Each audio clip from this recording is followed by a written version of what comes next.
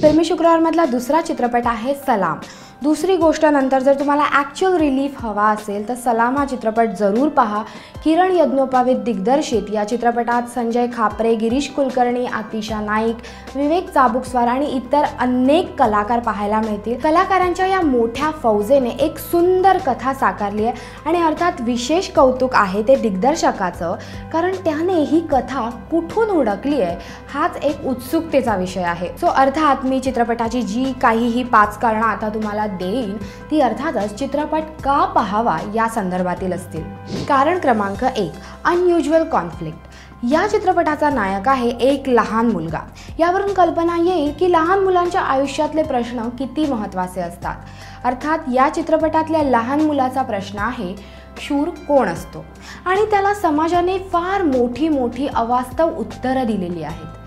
परंतु हाच लहान मुलगा पुढे जाऊन या प्रश्नांची उत्तरं स्वतःहून शोधतो आणि शूर म्हणजे काय हे स्वतःसाठी स्पष्ट करतो। हा सगळा प्रवास एका छोट्या नायकाचा, हा सगळा या प्रश्नासाठीचा प्रवास या चित्रपटात खूप मस्त दाखवला आहे। तो वेगळा आहे आणि याच गोष्टीचा आपल्याला आनंद होतो। दुसरं कारण आहे भावनांचा समतोल। या चित्रपटामध्ये त्या पर्टिक्युलर गावात घडणारे विनोद जे त्यांच्या जीवनशैलीशी निगडित आहेत, जे त्या गावच्या संस्कृतीशी निगडित आहेत, अशा प्रकारचे विनोद या चित्रपटात घडतात आणि ते कथानकाला अधिक फुलवतात। अर्थात सगळ्या सिनियर ॲक्टर्सनी खूप छान अभिनय केला, यात काही शंकाच नाही। परंतु हा चित्रपट होता या लहान कलाकारांचा। हा चित्रपट या बाल कलाकारांनी उचलावा ही अशी जबाबदारी दिग्दर्शकांनी या बाल कलाकारांना दिलेली आणि त्या मुलांनी ही जबाबदारी 100% छान पार पाडली आहे। कथेत येणारं सुख आणि दुःख या दोन्हीही भावना या चित्रपटात अगदी आपसूक येतात आणि आपसूक फ्लो होतात। कुठेही या भावनेची अतिशयोक्ती झालेली आहे असं आढळत नाही आणि अर्थात हे श्रेय फक्त आपण एकट्या दिग्दर्शकाला देऊन चालणार नाही, तर इथे असणाऱ्या प्रत्येक कलाकाराने हा बॅलन्स व्यवस्थित ठेवण्याचं एक छान काम केलेलं आहे। काहीतरी अपार दुःख पाहून बाहेर पडतोय असं अजिबात होत नाही।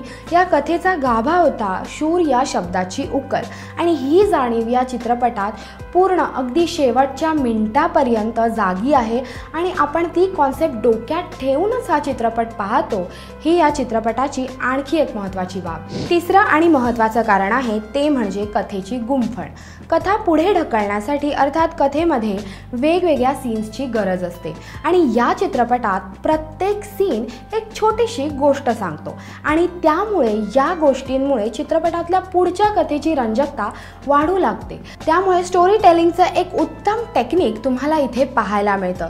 गावात असणाऱ्या संस्कृतीचा, जीवनशैलीचा उत्तम वापर करून एक सुंदर वातावरण या चित्रपटात तयार केलंय आणि हे आणखी एक महत्त्वाचं कारण आहे की तुम्ही हा चित्रपट पाहताना अगदी आनंदी राहता आणि काहीतरी चांगलं पाहतोय याचं समाधान सतत मनाला मिळत राहतं। चित्रपटातलं चौथं महत्त्वाचं कारण ती म्हणजे या चित्रपटातलं संगीत आणि इतर गोष्टी। पुन्हा एकदा या गावच्या जीवनशैलीचा, संस्कृतीचा, इकडच्या लोकसंगीताचा उत्तम वापर करून या चित्रपटातली गाणी बनवली गेली आहेत। बॅकग्राऊंड स्कोअर बनवलं गेलं आहे। एक साधी सुंदर अशी सिनेमॅटोग्राफी आपल्याला इथे पाहायला मिळते आणि या सिनेमॅटोग्राफीची खासियत अशी की ह्या गावात घडणारं सगळं रूटीन या चित्रपटात दाखवलं गेलं आहे। परंतु गाव आहे म्हणून खूप सारे सुंदर सूर्योदय, खूप सारे सुंदर सूर्यास्त किंवा गावाची सुंदरता चौकटीत सामावणारे वाईड अँगल्स यांसारख्या गोष्टींचा इथे अतिरेक अजिबात नाही आहे। ही एक सहज, सुंदर आणि साधी गोष्ट होती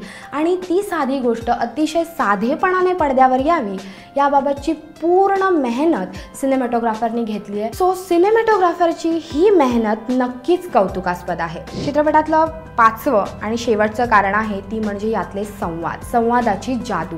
अर्थात खूप साधे, सहज, सुंदर आणि बोधपर संवाद लिहिले गेले आहेत। जसं मी सांगितलं की प्रत्येक सीन एक कथा सांगतो, त्यामुळे या कथेतून काय बोध होतो हेही या चित्रपटात दाखवलं गेलं आहे। परंतु बोधपर कथानक आहे म्हणून भाषणबाजी ही संवादात तुम्हाला अजिबात आढळत नाहीत। आजकाल सिरियलमध्ये जे अमानवी संवाद बोलले जातात त्याच्यातून एक रिलीफ म्हणून या चित्रपटातले संवाद तुमच्या कानाला नक्कीच एक परिस्पर्श आहे नक्कीच. आणि त्यामुळे ह्या चित्रपटातले संवाद ह्या चित्रपटाचा आणखी एक महत्त्वाचा सपोर्ट आहे आणि तुमच्या कानालाही एक वेगळं काहीतरी ऐकल्याचा आनंद देऊन नक्की जातात. सो बेसिकली उत्तम संवाद, उत्तम सिनेमॅटोग्राफी, उत्तम कथानक, उत्तम म्हणण्यापेक्षा एक वेगळं कथानक ज्याचा आपण कधी विचारही केला नव्हता आणि त्याचं उत्तम प्रेझेंटेशन आणि तेही 117 मिनिटात. सो यू कॅन इमॅजिन या चित्रपटाचा स्टोरी बोर्ड किती मजबूत होता. अर्थात तो नो डाऊट मी ह्या चित्रपटाला देते 4 स्टार्स. तुम्ही जा आणि हा चित्रपट नक्की पहा आणि हे जे 4 स्टार्स दिले गेलेत त्याहीपेक्षा अधिक स्टार्स तुम्हाला द्यायचे असतील तर तुम्ही नक्की देऊ शकता, पण हा चित्रपट नक्की पहा. तर ह्या विकेंडला आहेत 2 चित्रपट, दुसरी गोष्ट आणि सलाम. एक आहे थोडा नॉट सो गुड आणि दुसरा सलाम इज कम्प्लीट एंटरटेनमेंट. नक्की जा आणि दोन्ही चित्रपट पहा आणि त्याआधी आम्हाला सबस्क्राईब करायला विसरू नका यूट्यूबवर, फेसबुकवर आणि Google+वर. सो हे होते आजचे 2 रिव्ह्यू. नवीन रिव्ह्यूसोबत अर्थात 9 तारखेला ह्या नेक्स्ट शुक्रवारी 3 चित्रपट आहेत. भाकरखाडी, 7 किलोमीटर, आजोबा आणि 1000ची note. So I have lots of work to do. So see you in the next week. Till then, bye bye.